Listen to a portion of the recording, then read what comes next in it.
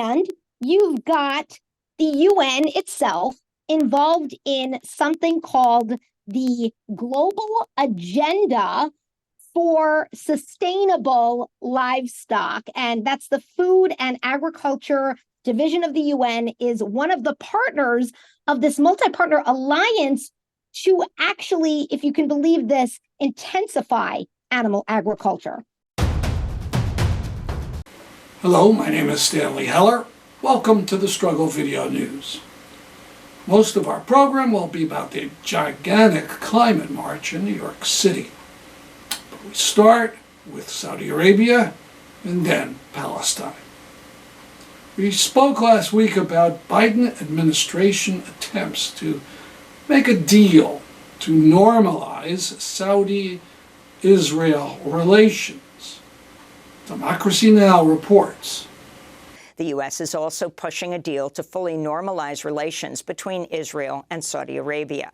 The New York Times reports the Biden administration's in talks with Saudi Arabia over a mutual defense treaty that would resemble military pacts the U.S. has with Japan and South Korea. Saudi Crown Prince Mohammed Bin Salman is reportedly also seeking U.S. help to develop a civilian nuclear program. Civilian nuclear program. That's just what Israel told President Kennedy about its nuclear program, just as it was ready to build nuclear bombs by the hundreds. In an interview with Fox on September 20th, MBS of Saudi Arabia explained what it needed: nuclear bombs. The Connecticut Mirror published my article calling on Senator Chris Murphy of Connecticut to fight against any such deal between the U.S., the absolute monarchy of Saudi Arabia, and apartheid Israel. No more nuclear bombs in the Middle East. No rewards for Netanyahu and his vicious coalition. The article is featured on peace.org and at thestruggle.org. We should be able to get Senator Murphy to lead the charge against any nuclear deal with Saudi Arabia or even a mutual security pact. After all, Murphy has proposed this act that would require the State Department to detail Saudi human rights abuses.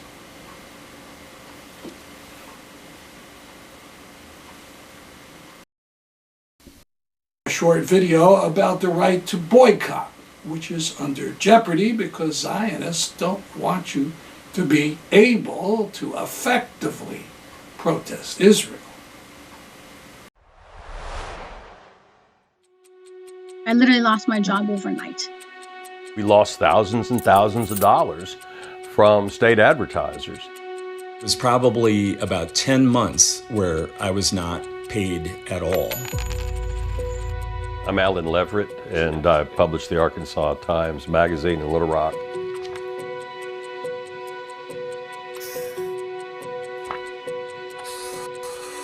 Now, what does that have to do with anything that's important to the people of Arkansas? We are not boycotting Israel.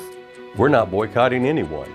We're just refusing to be dictated to in terms of taking a certain political position in return for money.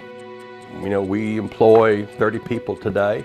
Those are families, and it hurts us. This is about American values. This is about the First Amendment and freedom of speech. And that's what this boils down to, regardless of what position you take on the boycott. We're standing up for the First Amendment and the United States Bill of Rights. This is a bigger problem than just Arkansas. Many states have passed legislation penalizing boycotts, mostly focusing on Israel because of its violations of Palestinian human rights. These violations have been confirmed by the UN, Human Rights Watch, Amnesty International, and the Israeli human rights group B'Tselem. The boycott is a time-honored tactic for effecting social change. This method of protest has been an important part of our country's democracy. In December 1955, for over a year, Nearly the entire African American population of Montgomery, Alabama, refused to ride on city buses in protest of segregation on public transportation.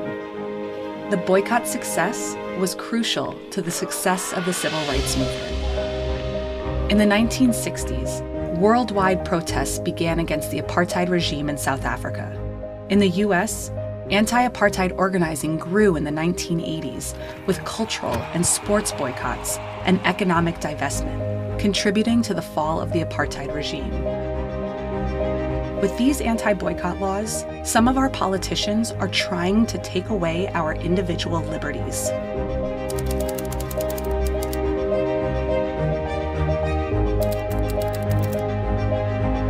I messaged my supervisor and I said, this is against my constitutional right.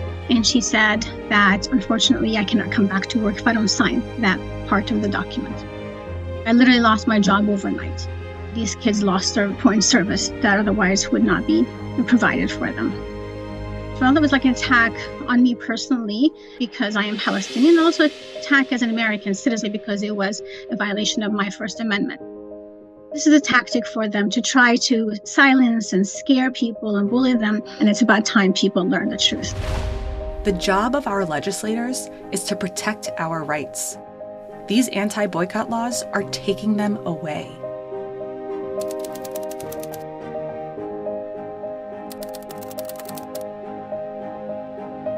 I found in my contracts, I had to sign a certification that I would not boycott the state of Israel. When our elected officials refuse to act on major human rights abuses, one of the tools we've always had in the United States is our right to boycott. These laws originated by ALEC, the American Legislative Exchange Council, as a template law.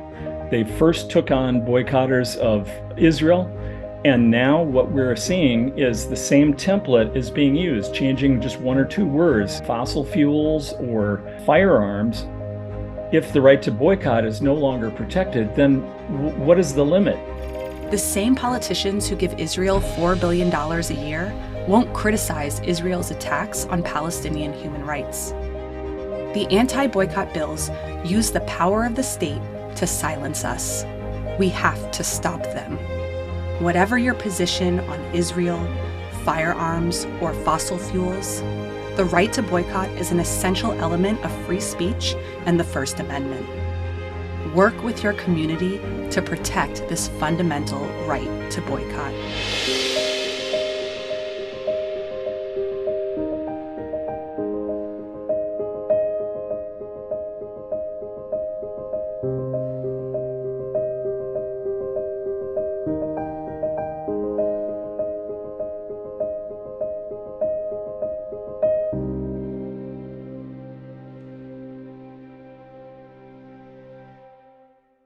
Netanyahu was on the West Coast before coming to New York for the UN. These are protests from the Bay Area, and these are from San Jose. The march and rally in New York City to call for an end of fossil fuels drew way more people than expected. Some 75,000 turned out. Here is some of our coverage of the signs and banners shown during the march.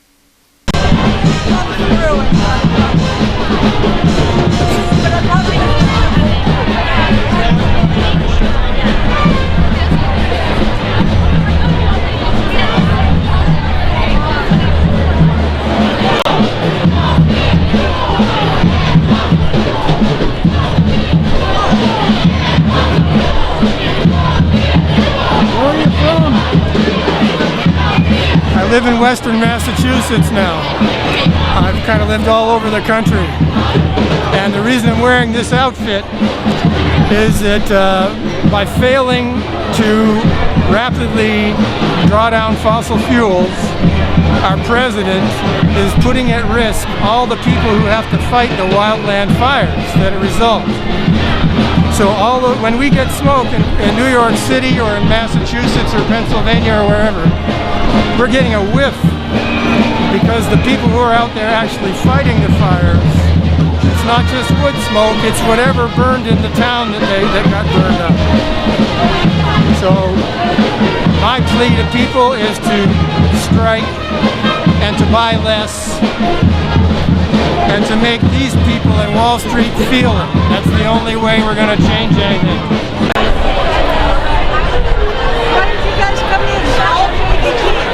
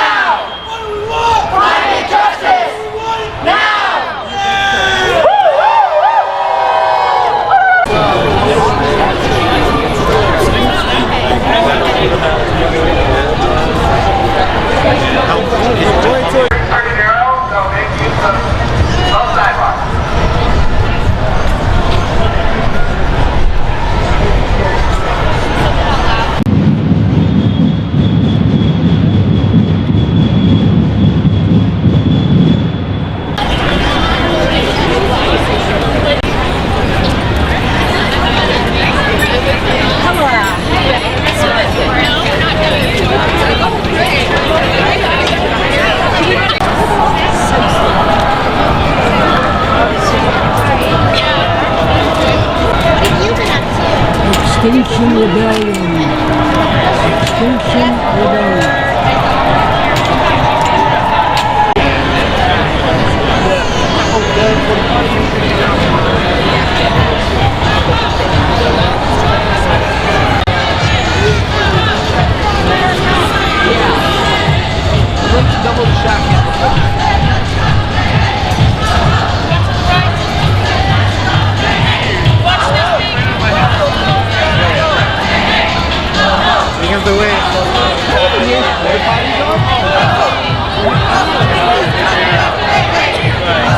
It's just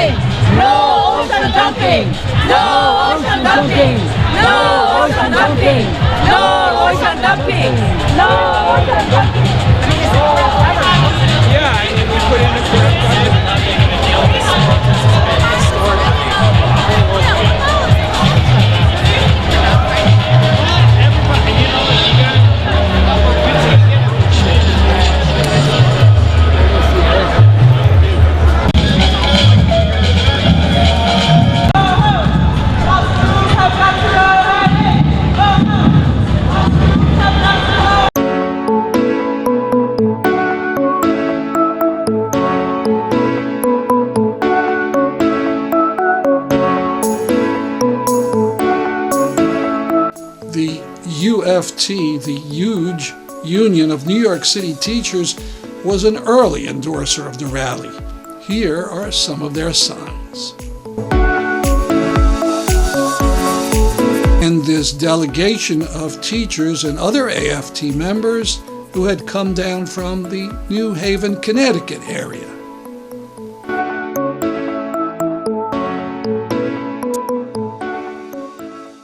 Svitlana Romanko from the Ukrainian group Together We Stand led a contingent.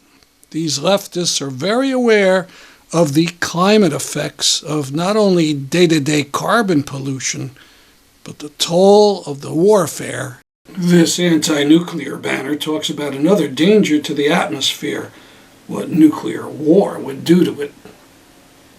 And you did see the video earlier of the group protesting Japan for dumping Fukushima waste into the Pacific.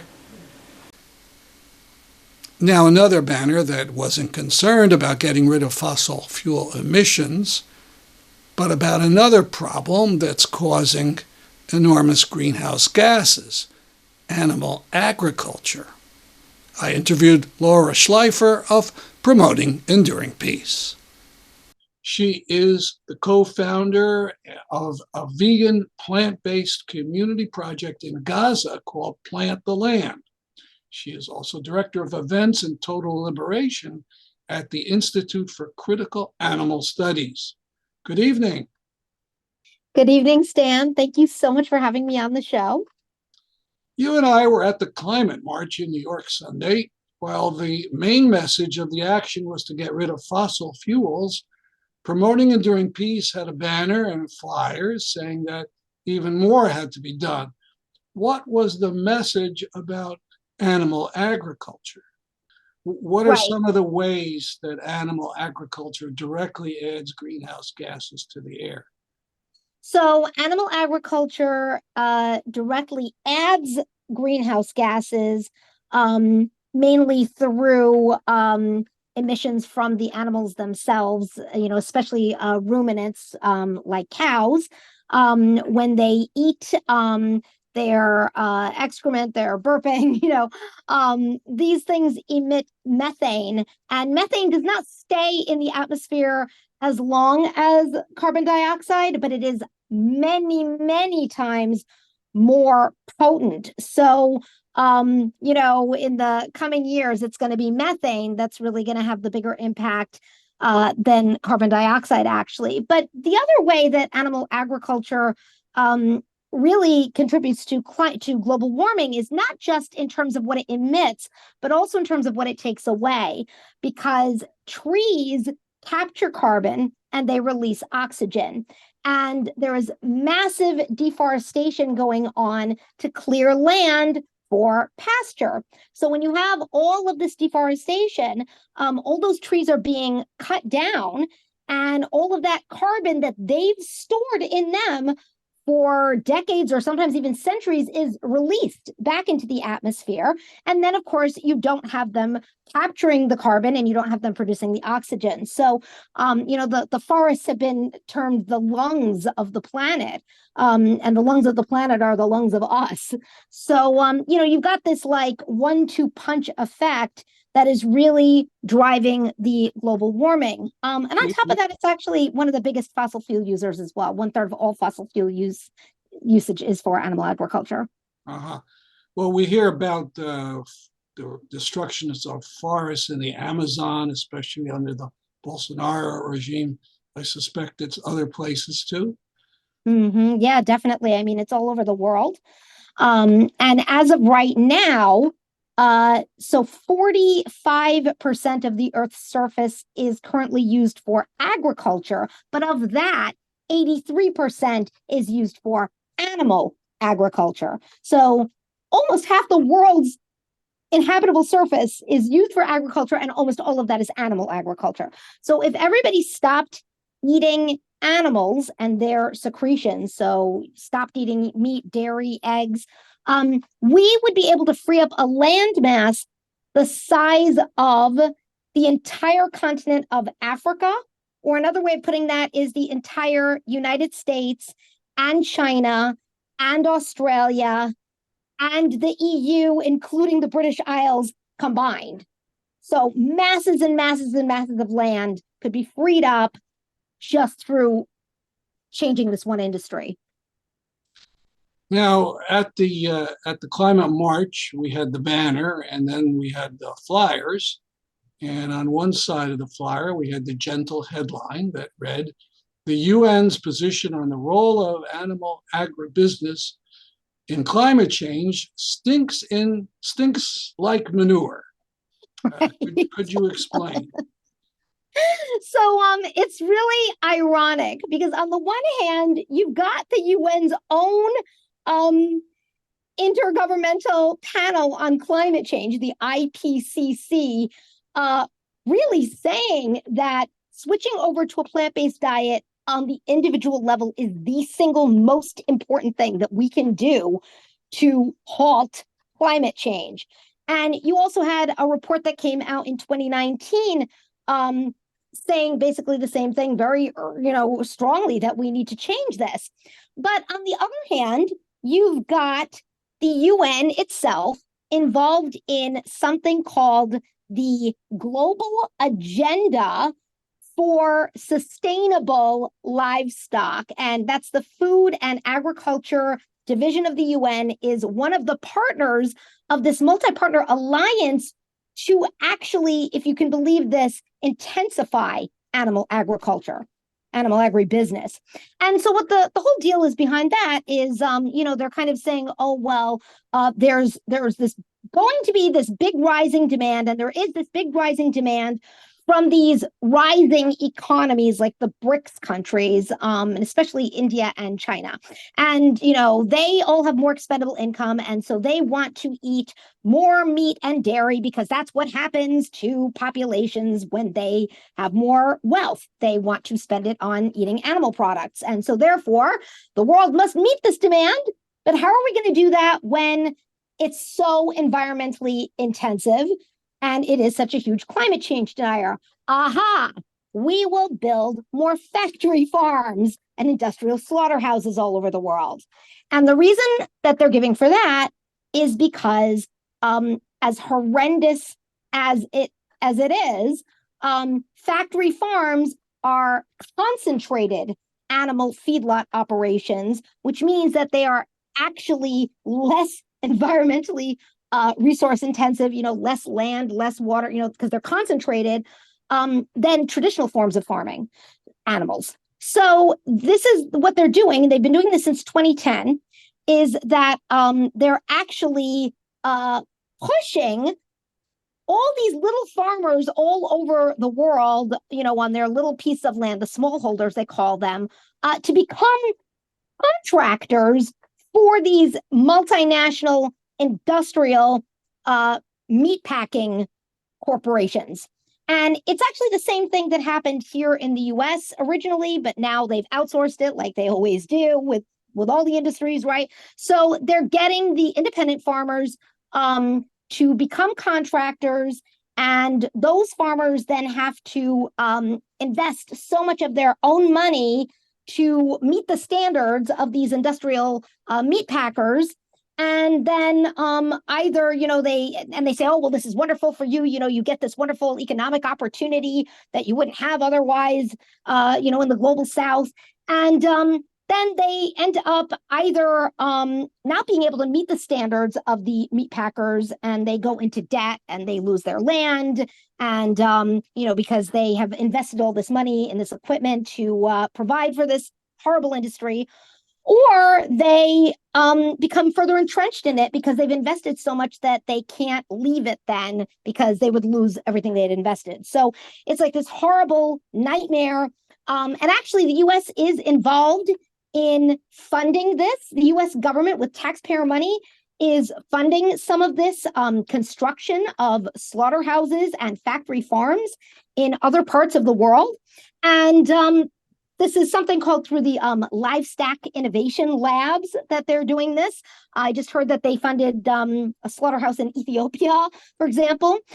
So, I mean, it's just like really obscene in the face of everything that is going on. It's forcing more people to work in slaughterhouses all over the world. The slaughterhouse industry is one of the most violent, dangerous, polluting industries. And the whole kind of idea behind it, really the whole motive behind it, has to do with vertical integration. And so what that means is that you've got these, just a few companies taking over that entire industry and integrating all the other aspects of that into them. So it's kind of like this flow that all goes into them. And of course, that's so that they can profit the most. So, I mean, it's, yeah.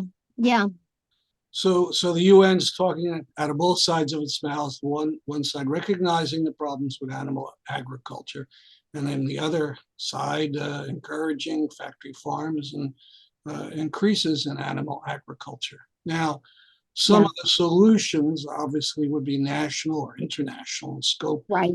But as you point out in the article, some things can be done on a community level or even on an individual level. All right. Could you explain what could be done? Yeah. So, I mean, obviously, the first thing, as the International Panel on Climate Change, Intergovernmental Climate Change Panel said, is to transition yourself to a plant-based diet. And that is, it's doable. It's something that you don't have to wait around for those in power to do. There are some organizations called Peace Advocacy Network is one. Vegan Outreach is another, and they offer free programs to help you do that with their guidance. So that would be the first thing, is you yourself move to a plant-based diet, get your family to move to a plant-based diet. But it doesn't have to just stay on the individual level, because then you've got your whole community. And, Promoting Enduring Peace just gave our award to an organization called Corporation Jackson this past year, because they're doing this sort of community-based work. And I think we're going to be seeing more of things going in that direction. So, you can do things in your own community, right? For example, you can actually plant food trees in public parks, and you can create what's called a food forest, where people in your community can go and pick fruit off the trees. You can start a community garden for your community. You can grow food on your own lawn and give that out to your neighbors. You can also go to your school, your workplace, your local hospital, and you can push for them to provide plant-based meals. Restaurants start requesting plant-based meals. Start saying to them, hey, we will help you. If you don't have ideas, we'll collaborate with you. But all of this is stuff that we need to start doing on the wider level. Another thing you can do is teaching people in your community about this issue. So, for example, hold a film screening in your public library and then have a discussion afterwards. And there's some films that we mentioned on the website. Cowspiracy is definitely one to start with. Seaspiracy. These are films that really look at the environmental impact of this industry. So, there's a lot of things you can do. Another great thing, a lot of people have been talking about and starting mutual aid initiatives where you help people that maybe are food insecure, make it a plant-based mutual aid initiative, right? That's actually what we've done in Gaza. Exactly. And, you can do it in your own community, but you could also work with a community somewhere else. Like I'm working with a community on the other side of the world. And, I'm getting people in my community to help them on the other side of the world to provide plant-based food and plant food. It's called Plant the Land because they're actually planting food for future generations to have. Well, so more towards food sovereignty. Yeah. We're really out of time and we only scratched the surface. If people want to find out more, what's a place to start? Well, definitely, of course, come to the Promoting Enduring Peace website where we've got all this information. So that's peace.org. The Institute for Critical Animal Studies, another group I work with, we deal with a lot of these issues. I would definitely say to look at some vegan mutual aid efforts like Thrive Baltimore, and Chili on Wheels and Casa de la Vegana in Puerto Rico. So those are some organizations to look at. Also, the Rancher Advocacy Network, which is helping ranchers to transition to plant-based farming, Transfarmation, which is doing that as well. And two more, Food Empowerment Project and A Well-Fed World. All right. Thanks so much for this interview. Thank you so much, Stan. A memorial service on the 29th. Ali Salah al-Issa. His obituary reads, a proud son of Palestine, born in exile and educated in Lebanon, East Germany, and Cuba. Ali was active in the Palestinian liberation movement locally and internationally, as well as all struggles for liberation and sovereignty in indigenous communities around the world. The memorial will take place at Southern Connecticut State University, 6 to 8 p.m. on Friday, September 29th, at the Adante Student Center, 3rd floor. That's our program for today. See you next week at this time. I'm Stanley Heller for the Struggle Video News.